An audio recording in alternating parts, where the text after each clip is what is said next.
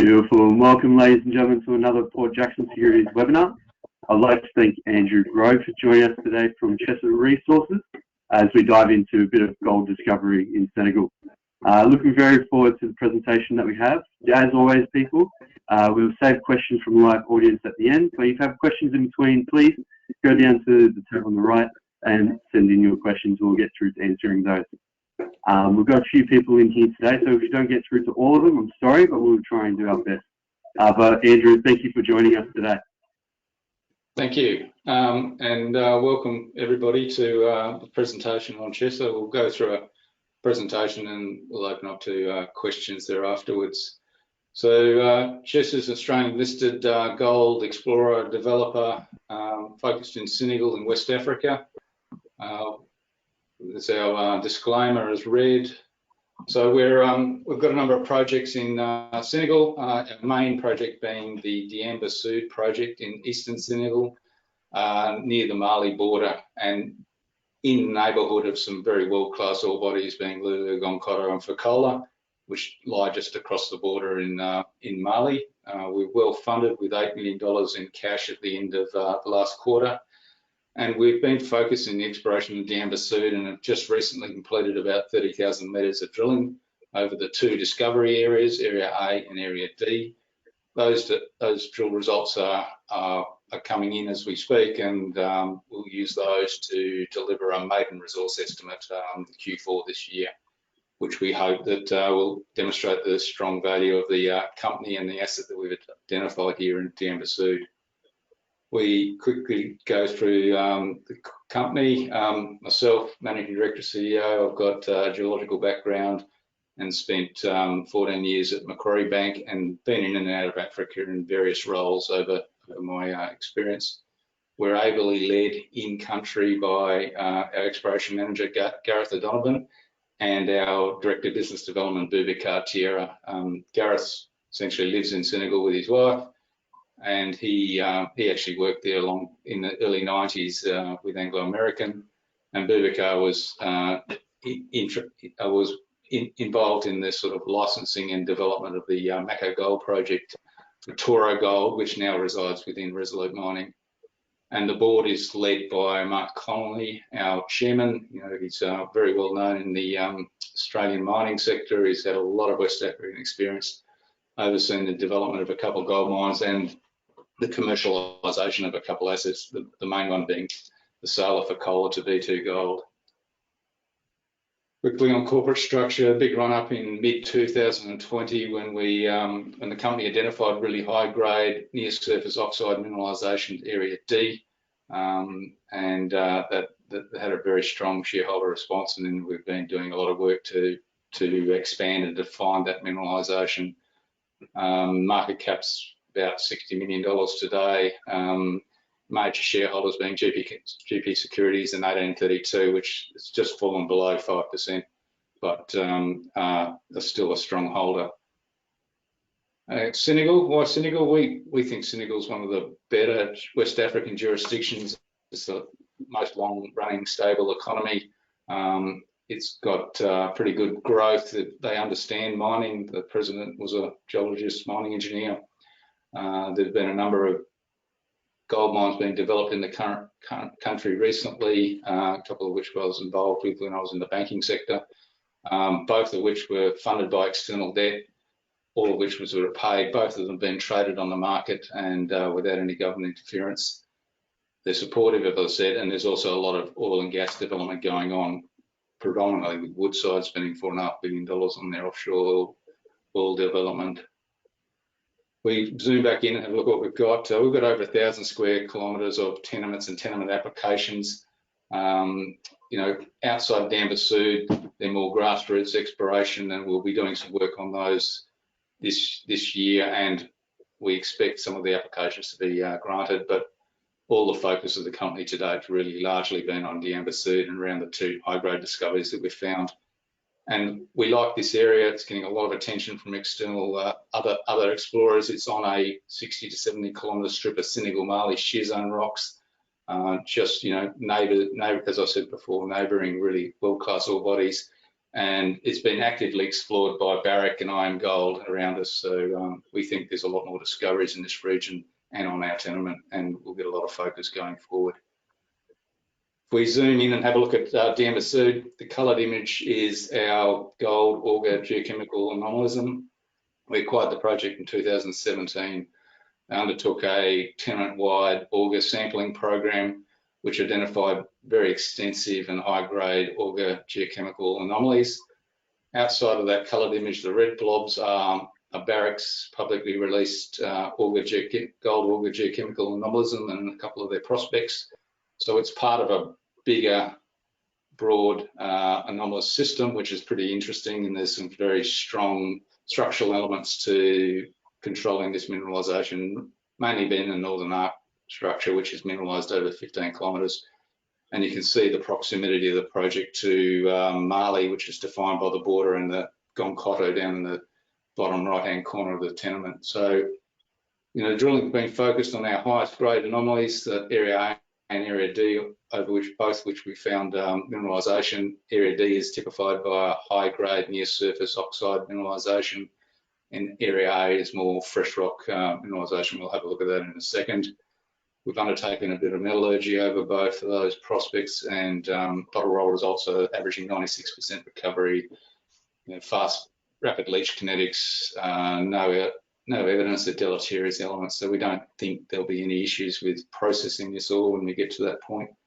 And outside of Area A and D, there's a number of high priority targets, and we've done very little drilling outside of that, and we'll start that drilling campaign in October when the dry season starts again. Area A, this is an image of the oxide footprint. You know, it's about 400 by 400 metres with a really high-grade core on the eastern margin. That core is defined by 20 to 40 metres thick, strong, high-grade mineralisation from 10 metres. So the grades sort of average 3 to 10 grams over the whole width. Below which is mineralisation in Area D and Area A is actually confined within a calcareous rock unit, like a limestone. It's brittly deformed, strongly altered, and we believe the higher grades in that area are associated with structures that bring the mineralisation in. We've got you know, we've got a lot more work and a lot more opportunity to expand the resource on that.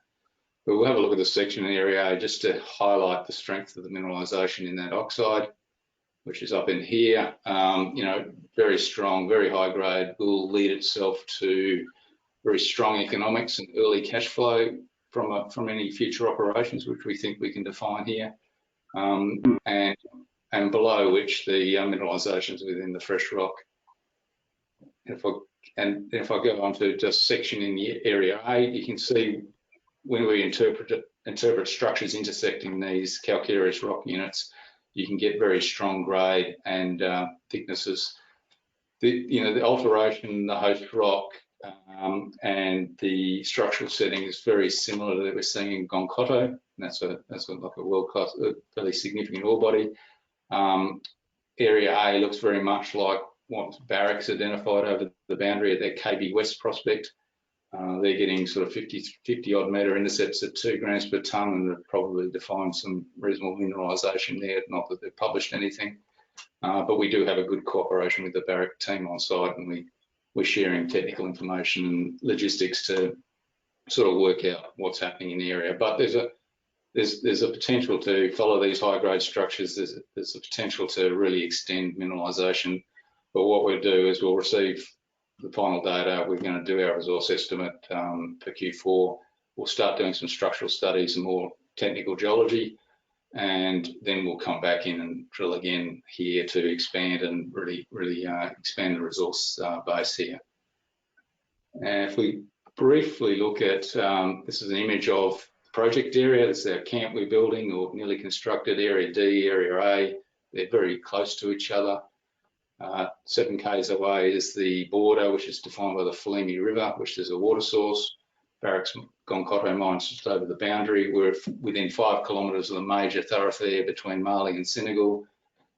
The local village is about 7 k's over the other side of that road, which we've got a very strong relationship with the local community and very supportive, and we're doing lots of work to sort of maintain that social licence and increase it.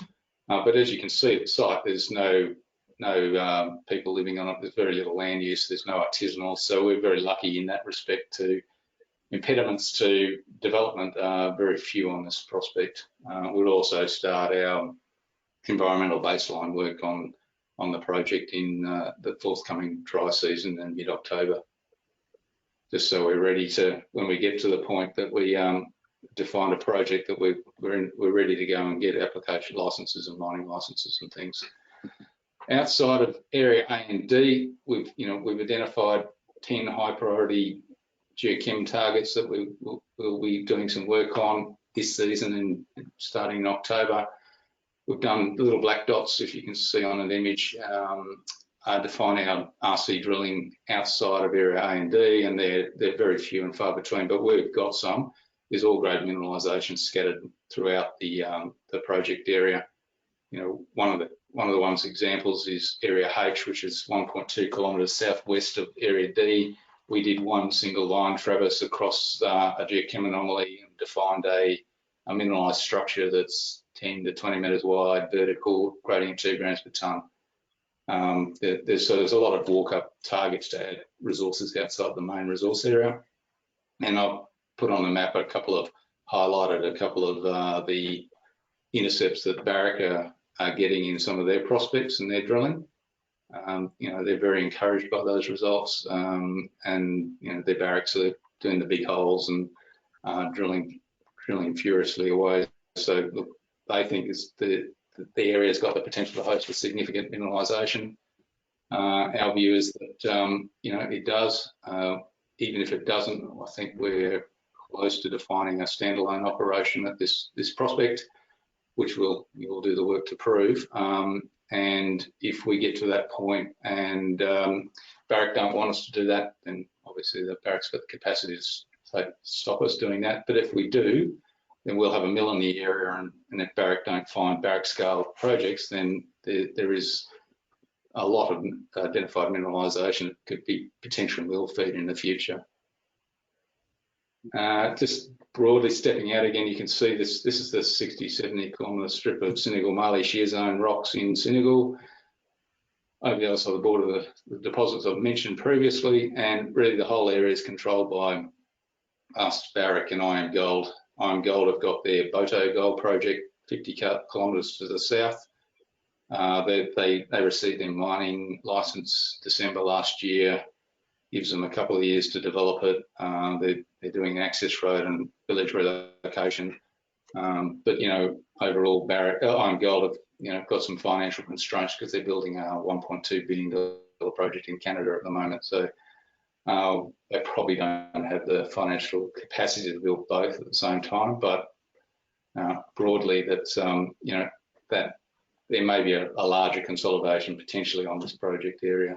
I should say also the tenement here was relinquished by Barrick and IAMGOLD, and the local guys picked it up, and Barrick are buying it back.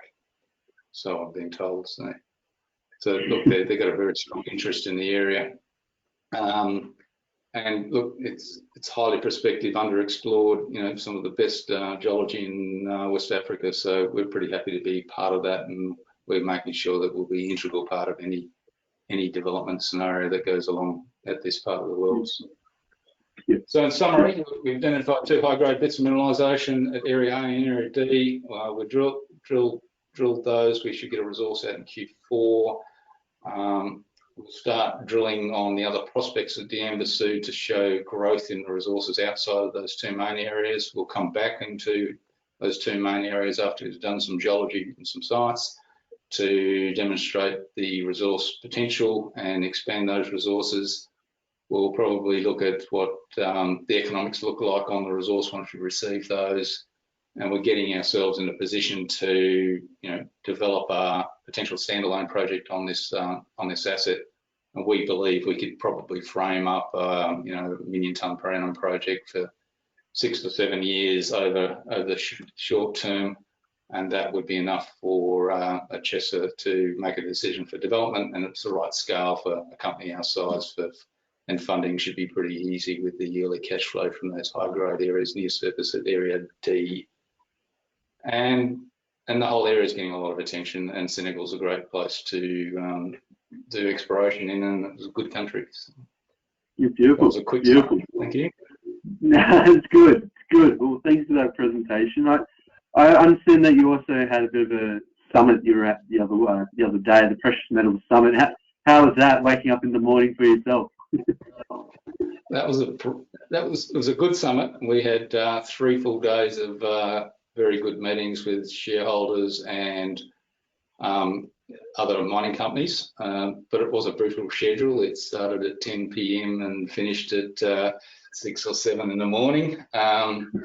Just it's a North American time zone, but they sort of had a hybrid session where half of them turned up and half of them were doing virtual. So, but it was very worth doing, and we got in front of some pretty good and sophisticated institutional investors.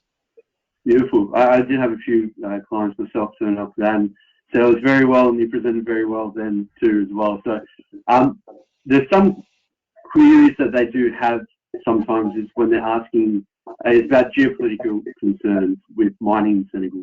At the moment, there's been a few other gold companies over there, and as you said, a French colony. But what are your thoughts towards these concerns about mining in Senegal? Look, I think a lot of investors see Africa as a homogeneous one country when it's not. There's 50 odd countries in the continent. And we've been working in and out of Africa for a long time, so we sort of understand the geopolitical risk. If you don't have had a lot of experience there, sometimes it seems a bit interesting, But been a coup in Guinea just recently. Mali's had a couple just recently, but they haven't stopped any of the mining operations. Very rarely these actions actually interfere with the mining companies and their operations. Because the royalties and the taxes that we pay are very important to the running of these countries. And it's sort of sometimes how they change governments in this part of the world, which is a bit unfortunate for us, but it does paint a bad picture. And look, as I said previously in the presentation, that Senegal is it's the longest running democracy in West Africa. It's all the countries in the world who have embassies have them in Dakar, which is the capital. They're very well structured, well funded country. They sort of I rank them close to that equal or slightly above Ivory Coast. But it's the governance is good, security is good, and they participate in that regional endeavours to get rid of the sort of terrorist activity that's coming in from the north. But so we're happy. We don't have any security issues on site or in Dakar or travelling in between sites. So we're pretty happy with that. Yeah, beautiful, beautiful. And we understand you've got a few interesting milestones coming up with the first mineral resources from Area A and D. When can we expect to see those sort of results be released, and what's the pathway from there? What's the next step? Okay, so look, we've still got some assays outstanding, and we released those as we received them. We had one the week before last, which was quite interesting in Area A. We're planning to get the maiden resource out in fourth quarter. It does depend a bit on the speed of the assay returns, which are always a bit slow at the end of the field season. But we'd like October, November to be when we deliver our maiden resource estimate. By that time, we will start drilling again, so we'll get some more news flow out of that. And as I said, we will be looking at some technical studies around A and D to see where we can expand the resource, which we think we can, and then we'll be wrapping some potential economics around that project as it stands to show the market how strong it will be economically, and we believe it'll be really strong economically, just because a lot of the grade sits near the surface in 3D good recovery ore, and we're getting ourselves in a position that we can go through the technical studies on the project to get ourselves in a position for a development decision in 18 months to 2 years' time. So it'll take that time to do all the work we've got to do to get ourselves to that point. Great, great. And so I understand you're planning to go October back to Senegal, but now it's February. Well, what's going to be happening when you get back there? What's your game plan?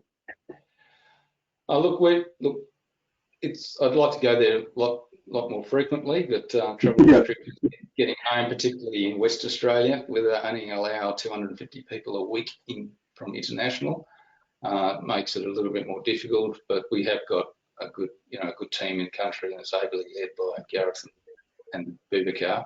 But when I get there, they would have been we'd have had the resource out. We'll be looking at our technical studies. We're boosting the team in country to have one team focused on the project development and another one more focused on the regional exploration. So spend a bit of time with those guys and see where they're at with the technical studies and the geology they're putting in to find more resources around Diamba Sud. And so hopefully we'll have some of the applications granted so we can look at more of the regional exploration, so I can spend some time with the guys having a look, guys and girls, what we're finding there. Okay. And so how much more exploration can you go through before you need another couple of raids? Look, our plans are to advance the development of the project, so that's going to take some capital. You've got a whole bunch of studies that you've got to do outside of drilling, which do cost money, more metallurgy, more geotech, hydro, environmental stuff, so that does take money. So I think we can certainly get through this year comfortably with our current cash balance, but at some point, once we've done our resource and put that out in the market, we're going to have to say, if we're going to get to the decision to the mine point in 18 months, 2 years' time, we're going to need some more capital, and we'll come back to the market once we've at the appropriate time. Beautiful. Okay. And I understand you've already mentioned IAMGOLD as well, but is there other gold companies that in Senegal that are your main competitors, and what else is your advantages over them? Okay, well, where we are in Diamba Sud, it's largely Barrick and IAMGOLD. Barrick are very keen, and they're getting a lot of exploration success over the border between Lulu and Gounkoto. So they're taking that enthusiasm into Senegal now, which has been less well explored. But outside of that strip, there's the Mako Shear Zone or Mako Belt.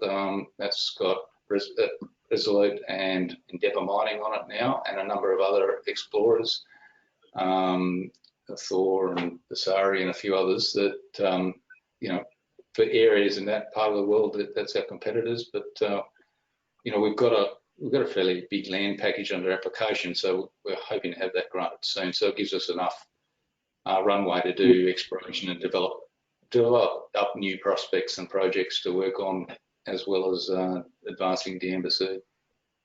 Beautiful, beautiful. Well, we might go towards the audience at the moment, ask a few questions there. Our first question comes from Jar. He asks, how busy are the labs? Well, I'm sure you might put some insight towards that. Yeah, look, the labs get very backed up at the end of the field season, which ended in sort of early July. So they have a very big backlog. Most of our assays have been going to SGS and Bamako, and we've sent some assays off to ALS, and they've developed a sample prep lab in Senegal, and I think the analytical work's done in Wagga and Burkina Faso. So they do get backed up. We are getting assays being delivered, but we put a lot of pressure on them. But there's some, Barrick put a lot of pressure on them too, so they sort of respond to Barrick a little bit better than they do to us sometimes. But look, they should be clearing that backlog as we go into the next field season. Our other questions from Ian. He asks, have you completed any ground geophysics, and if so, what and was it useful? Sorry. Okay, so look, we've done a partial survey over the tenement using IP ground array, and we're currently undertaking a tenement-wide coverage of 25 by 25 metre IP ground array, and that seems to pick out intrusions and some of the structural elements not everything, but so that seems to work for us. Barrack are doing a similar thing across the border boundary.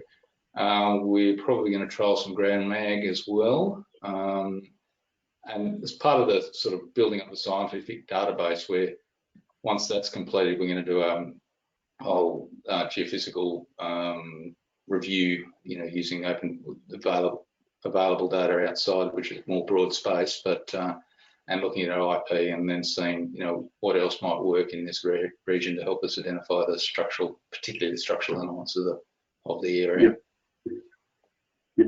Beautiful, beautiful. We've got another question here from Peter. He asks, how was the wet season for yourself, and how did it affect the mine as it is at the moment? So, how was it anyway? It was wet. It was wet and hot.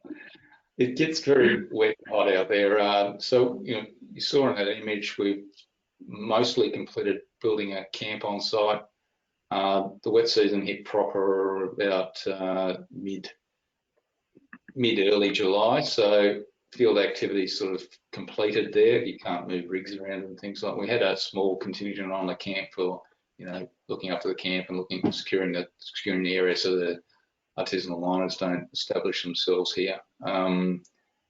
People are all moving back now in next week, and then we should be able to get drill rigs again in mid-October, we're hoping.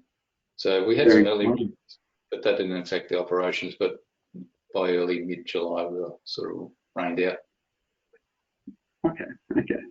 Well, that's pretty much all the questions that we have for now. Is there any final comments that you want to say to the investors at the moment? Oh, look, I think Chester's had a very busy 12, 18 months. They've really only identified the mineralisation in mid-2020. Since then, we've been really focused on drilling out the bits of mineralisation we'd identified, Area A and Area D, and I think that'll deliver a very good result for the company and should underline a fair bit of value into the company. But there's a lot more to go. I think the prospectivity of the area, shown by some of our drilling and some of the stuff in the neighbours with Barrack, is significant. It's a very big anomalous system with some really interesting structural elements in areas where there's really big gold mines, really high value big gold mines. So I think there's a lot of work to go on the exploration and framing up the scale of this project, and I think we'll go through the technical studies to demonstrate the economics. And I think Chester's in a fortunate position that they've identified something that will be a mine in the not too distant future. We'll be working hard to leverage ourselves and make sure we're there to do it or get the best result for shareholders. Beautiful. We are having a few last minute questions come through. Are you happy to answer them, Andrew? Yes. Sorry. We have one from Jar again. He's asking, is COVID a worry in the camp, and are the team vaccinated? Okay, so yeah, we haven't properly physically housed in the camp yet. We've been building it. Prior to that, we were in a house in a little village called Saria. We had about 20 or 30 people in that village, in that house we were renting there. When I went to site in April, May during the year, nobody was back. We have COVID protocols for testing and people coming and testing before they go on the road to the site and interaction. But the risk is that our guys are all housed in a small house. So if it goes in, they get infected, or if they take it to the local community, that's probably worse for us, I think. So we COVID back, AstraZeneca was available. They were a bit reluctant to take it, so I actually stood up and took the first one. So we've got most of our guys, our senior permanent guys, vaccinated, at least with one. And I think they're all off site now, so hopefully they'll come back with their second jab. And because it's our responsibility to look after health and safety of our people. Beautiful. No, good to hear. It's good to hear. Well, thank you for that. I think we might end it there. If anyone has any further questions, ask. I'm always available. and also Andrew is available. You can send him through a message. But I'd like to thank Chester for joining us on Port Jackson Securities webinar and presenting today. I found it very informative. I'm sure many of my clients are also very happy with how the presentation went. I'm Lachlan Callahan from Forum Wealth, and thank you, Andrew. Is there anything else you would like to say? Or no, thank you, Lachlan. Thank you for the opportunity. And look, my contact details are on the presentation on the website, so happy to take any inquiries. Beautiful, beautiful. Well, thank you again. Once again, this is another Port Jackson webinar. Look forward to seeing you in the next one. Thank you all. Have a good day.